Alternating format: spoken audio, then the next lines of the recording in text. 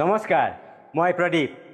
প্ৰেম আৰু ভক্তি সকলোৱে সকলোকে কৰে, কিন্তু প্ৰকৃত প্ৰেম বা ভক্তিৰ বিষয়ে জানিবলৈ ভগৱান শ্ৰীকৃষ্ণৰ আজিৰ এই কাহিনীটো আপোনালোকে জানি লওক, তেতিয়া বুজিব প্ৰকৃত প্ৰেম বা ভক্তি কি। এদিনাখন নাৰদ মুনিয়ে ভগৱান শ্ৰীকৃষ্ণৰ ওচৰলৈ আহিল আৰু ৰুক্মিণীক ক'লে যে ভগৱান শ্ৰীকৃষ্ণইতো গোপীসকলক বেছি প্ৰেম কৰে, তেওঁলোকক সদায় আশীৰ্বাদ দি থাকে। এই কথা শুনি ৰুক্মিণীৰ প্ৰচণ্ড খং উঠিল আৰু মনটো বেজাৰ কৰি এঠাইত ৰৈ থাকিল। এই কথাৰ যেতিয়া ভগৱান শ্ৰীকৃষ্ণই গম পালে, তেওঁ তেতিয়া মূৰৰ বিষ হোৱা অভিনয় কৰি ৰৈ থাকিল। আৰু তেতিয়া এই কথাটো যেতিয়া ৰুক্মিণীয়ে জানিলে, ৰুক্মিণীয়ে তেতিয়া দৌৰা দৌৰিকৈ আহি ক'লে যে প্ৰথমতে প্ৰভু সুস্থ হ'ব লাগে, পিছত এইবোৰ কথা আলোচনা কৰা হ'ব।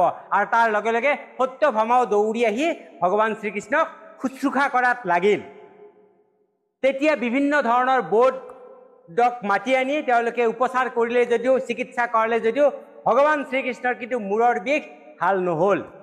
তেতিয়া ভগৱান শ্ৰীকৃষ্ণই ক'লে যে মোৰ মূৰৰ বিষ ভাল হ'বলৈ এটাই মাত্ৰ উপায় আছে, সেইটো হ'ল কোনোবাই যদি কাৰোবাৰ ভৰিৰ ধূলি অকণমান দিয়ে, তেতিয়া সেইখিনি মই মূৰত সানি ল'লে মোৰ মূৰৰ বিষ নোহোৱা হৈ যাব।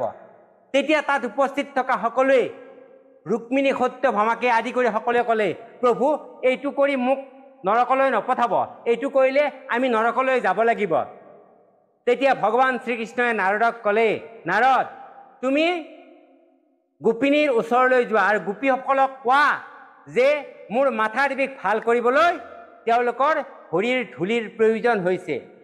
তেতিয়া লগে লগে নাৰদে গোপীসকলৰ ওচৰলৈ গৈ ক'লে যে আপোনালোকৰ ভৰিৰ ধূলি ভগৱন্ত প্ৰভু কৃষ্ণই বিচাৰিছে, তেওঁৰ মূৰৰ বিষ হৈছে। অকণো চিন্তা নকৰি গোপীসকলে তেওঁলোকৰ ভৰিৰ ধূলি নাৰদৰ হাতত দি পঠিয়ালে আৰু সেই ধূলি ভগৱান শ্ৰীকৃষ্ণই মূৰত লৈ দিয়াৰ লগে লগে ভগৱান শ্ৰীকৃষ্ণৰ মূৰৰ বিষ ভাল হ'ল।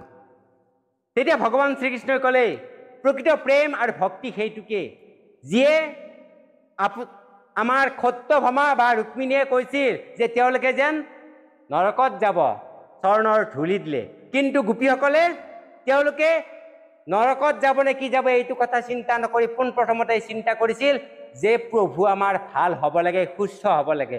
তেওঁলোকে নৰকত যাব লাগিলেও যাব, মাত্ৰ প্ৰভু অৰ্থাৎ মই ভগৱান শ্ৰীকৃষ্ণই ভাল হ'ব লাগে এই কথাটো ভাবিছিল। গতিকে প্ৰকৃত প্ৰেম বা ভক্তি সেইটোৱে যে নিজৰ কথা নাভাবি আনক প্ৰেম বা ভক্তি কৰে।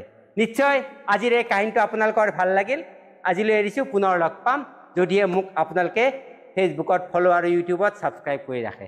পুনৰ আপোনালোক সকলোকে নমস্কাৰ।